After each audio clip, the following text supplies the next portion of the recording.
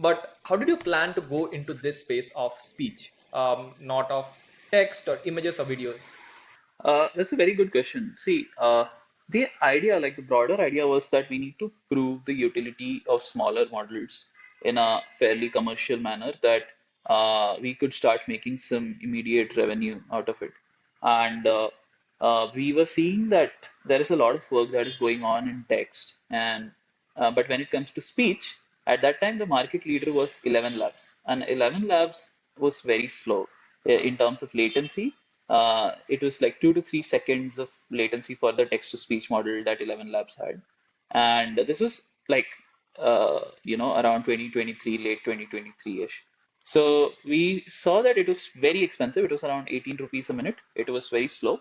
The quality was great, but this seemed like a perfect use case for small models to come up because if we are able to build a small model that can, in like 100 millisecond, 200 millisecond latency, generate similar quality audio, but the cost will be much, much lower. So there seemed to be a huge market opportunity in speech at that point of time that only like some one or two companies were building something and they were also not very close. So that's why we decided to dive fairly deep into it.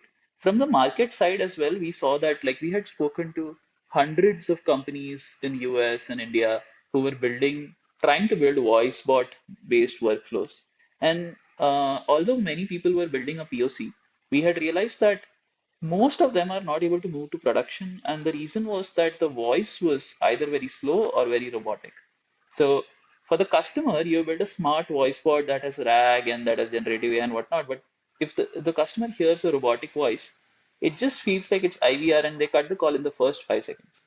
So speed seemed like the right direction to go in. And that's why we spent like almost half a year training our own model. And here we are now. We have one of the world's fastest text to speech models called Lightning that we have released that is live on multiple enterprises globally.